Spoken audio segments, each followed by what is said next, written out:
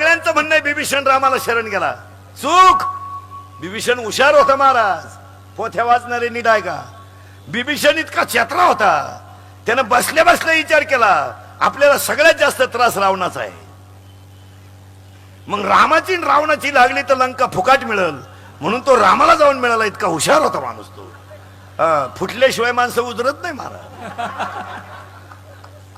इतका हुशार बिभीषण होता. आणि बिभीषणाला फक्त हनुमानच ओळखीत होता, दुसरं कोणी ओळखीत नव्हतं.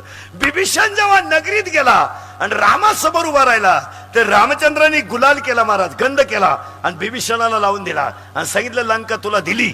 तो म्हणला येतं माझ्या मनात होतं. हनुमान म्हणला आलतात त्याच्यासाठी, मनात होतं म्हणजे काय? तुम्हाला मोठ्याचं उदाहरण सांगतो नीट आहे का? म्हणजे बिभीषण फुटला नाही महाराज, यात्रा बिभीषण होता. लोकांनी 2-4 माणसांचा अभ्यास उरफाटा केला. ऐका बिभीषण म्हणजे फक्त 3च माणसं धोकादायक आहे की नाही? मित्र, भाऊबंद, पाहुणे रावळे. ऐका उदाहरण नीट, मोठ्याचं उदाहरण ऐका. 4,30,000 माणसं रावणाच्या घरात होती. 4,30,000. मग रावणाला कुपनावर साखर किती मिळत असेल? आणि आधार कार्ड काढायला मशीन किती लावावं लागले असतील? कारण रावणाच्या घरात माणसं होती 4,30,000. हिशोब काढा बर का, हिशोब काढा. 80,000 बायका आणि 1,00,000 पोरं, 1,80,000, 1,25,000 नातू, 3,05,000 आणि 1,25,000 पंतू, 4,30,000. घरातली माणसं होती, घरातली. आणि द्या उत्तर आता. आणि आता नीट आहे का? रावणालाच मध्ये विक्षेप होतो. तुम्ही एका जागेवर थांबा. ऐकणाऱ्यांची लिंक तुटते. विचारे 6 वाजल्यापासून बसले. 4,30,000 माणसं रावणाच्या घरात होती. आणि आता बारीक उत्तर ऐका, तुमच्या फिटच बसल पा. रावणाच्या मुलाचं नाव होतं इंद्रजित. आणि इंद्रजित म्हणजे त्याने 14 वेळा इंद्राला धरून आणलं होतं. आणि इंद्रजित जर मरत नाही तर रावण कधी हटत नाही, मरेपर्यंत ध्यानात ठेवा. आणि इंद्रजित कसा मारायचा इंद्रजित कसा मारायचा हे त्याच्या चुलत्यालाच माहित होतं. फक्त मरेपर्यंत ध्यानात ठेवा. इंद्रजित कसा मारायचा हे त्याच्या चुलत्यालाच माहित होतं. आणि तो होता बिभीषण. सक्का चुलता सक्का. आणि मग बिभीषणानं, नीट ऐका, बिभीषणानं रामाची लक्ष्मणाची गाठ घेतली. आणि रामाला लक्ष्मणाला बिभीषणानं सांगितलं तुमच्याच्याने कधी रावण मारणार नाही. का नाही मारणार? त्यांनी सांगितलं इंद्रजित जर मरत नाही तर रावण मरत नाही, कारण इंद्रजिताच्या जीवावरच रावण आहे.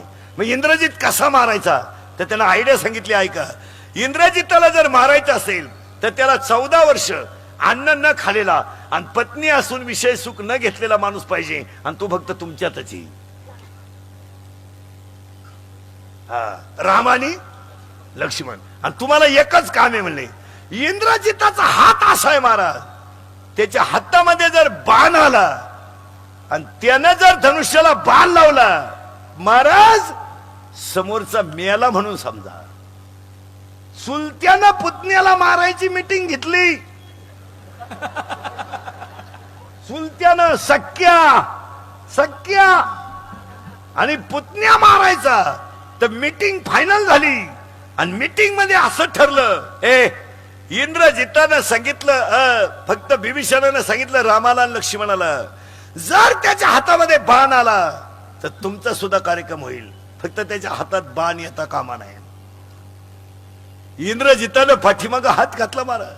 आणि इंद्रजितानं भात्यातून बाण काढायला पाठीमागं हात केला. समोरून असा बाण आला महाराज की इंद्रजिताचा हात खवटापासून उडाला. आणि उडालेला हात अंगणात जाऊन पडला. तर त्याच्या घरामध्ये बायको होती, घरातच पडला. त्याच्या घरातली बायको होती सुलोचना. आणि ती रावणाची सून होती. आणि पुढे जाऊन सांगतो, रावणाची सून पतिव्रता होती. तिनं तुटलेला हात पाहिला. आणि रावणाची सून म्हणते, ज्यानं इंद्र धरून आणला